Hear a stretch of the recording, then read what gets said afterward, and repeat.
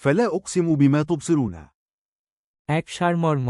এই আয়াতে আল্লাহ তাআলা তার সৃষ্টির একটি বিরাট অংশের শপথ করেছেন। তিনি মা তুবসিরুন অর্থাৎ তোমরা যা কিছু দেখ তার শপথ করেছেন। এর অর্থ হল শপথটি সমগ্র দৃশ্যমান মহাবিশ্ব এবং সৃষ্টির ওপর প্রযোজ্য। এর অন্তর্ভুক্ত হল আসমান, জমিন, গাছপালা, জীবজন্তু এবং মানুষের চর্মচক্ষুতে যা কিছু ধরা পড়ে। এই শপথটি অত্যন্ত গুরুত্বপূর্ণ কারণ এটি মানুষের উপলব্ধির জগতের সাথে সম্পর্কিত। এই শপথটি মূলত এর পরবর্তী আয়াতগুলোর সত্যতাকে প্রতিষ্ঠা করার জন্য ব্যবহৃত হয়েছে। অর্থাৎ যে স্রষ্টা এই বিশাল দৃশ্যমান জগৎ সৃষ্টি করেছেন তার কথাই চূড়ান্ত সত্য। আল্লাহ তার সৃষ্টির বিশালতা তুলে ধরেছেন যা মানুষের চিন্তাকে প্রসারিত করে। এক সারমর্ম। এই আয়াতে আল্লাহ তাআলা তার সৃষ্টির একটি বিরাট অংশের শপথ করেছেন। তিনি মা তুবসিরুন অর্থাৎ তোমরা যা কিছু দেখ তার শপথ করেছেন। এর অর্থ হল শপথটি সমগ্র দৃশ্যমান মহাবিশ্ব এবং সৃষ্টির ওপর প্রযোজ্য। এর অন্তর্ভুক্ত হল আসমান, জমিন, গাছপালা, জীবজন্তু এবং মানুষের চর্মচক্ষুতে যা কিছু ধরা পড়ে। এই শপথটি অত্যন্ত গুরুত্বপূর্ণ কারণ এটি মানুষের উপলব্ধির জগতের সাথে সম্পর্কিত। এই শপথটি মূলত এর পরবর্তী আয়াতগুলোর সত্যতাকে প্রতিষ্ঠা করার জন্য ব্যবহৃত হয়েছে। অর্থাৎ যে স্রষ্টা এই বিশাল দৃশ্যমান জগৎ সৃষ্টি করেছেন তার কথাই চূড়ান্ত সত্য। আল্লাহ তার সৃষ্টির বিশালতা তুলে ধরেছেন যা মানুষের চিন্তাকে প্রসারিত করে।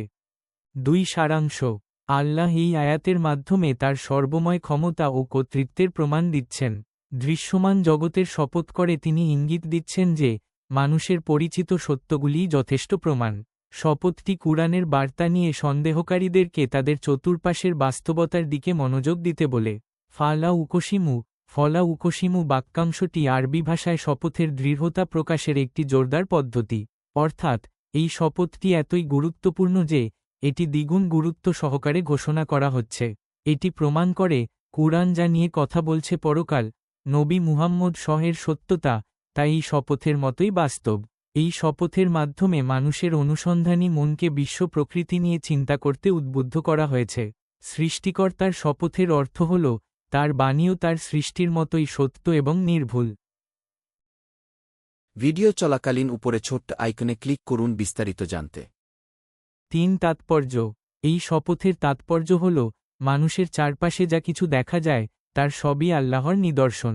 প্রতিটি দৃশ্যমান সৃষ্টি পরিকল্পনা, উদ্দেশ্য এবং নিয়মের ভিত্তিতে তৈরি হয়েছে। এই দৃশ্যমান জগতের নিয়ম এবং শৃঙ্খলাই প্রমাণ করে যে একজন মহাজ্ঞানী স্রষ্টা আছেন। সুতরাং এই স্রষ্টার পক্ষ থেকে প্রেরিত কুরআনকেও একইভাবে সত্য বলে মেনে নিতে হবে। এটি মানুষের জ্ঞান ও চিন্তার সীমানা বাড়ানোর জন্য একটি আহ্বান। এই শপথটি পরকাল বা কিয়ামতের অদৃশ্য সত্যগুলোকেও দৃশ্যমান সত্যের মতোই নিশ্চিত করে। দৃশ্যমান জগৎকে অস্বীকার করা যেমন অসম্ভব তেমনি কুরআনের সত্যতা অস্বীকার করাও ভুল। আল্লাহ তার সৃষ্টির প্রত্যক্ষ প্রমাণ ব্যবহার করে তার বাণীর চূড়ান্ত প্রমাণ প্রতিষ্ঠা করেছেন। ৪ শিক্ষণীয়। পর্যবেক্ষণের গুরুত্ব। বিশ্ববাসীদের উচিত শুধু চোখ দিয়ে দেখা নয় বরং বিবেক দিয়ে পর্যবেক্ষণ করা। নিদর্শন হিসেবে সৃষ্টি জগতের প্রতিটি বস্তুকে আল্লাহর অস্তিত্ব ও ক্ষমতার একটি নিদর্শন হিসেবে দেখা। চিন্তাভাবনা করা, কুরআন থেকে শিক্ষা নিয়ে বিশ্বপ্রকৃতি ও মহাবিশ্বের সৃষ্টিরহস্য নিয়ে গভীরভাবে চিন্তা করা। দৃঢ় বিশ্বাস, আল্লাহ তার সৃষ্টির শপথ করেছেন তাই তার বাণীর সত্যতা নিয়ে সন্দেহ না করা।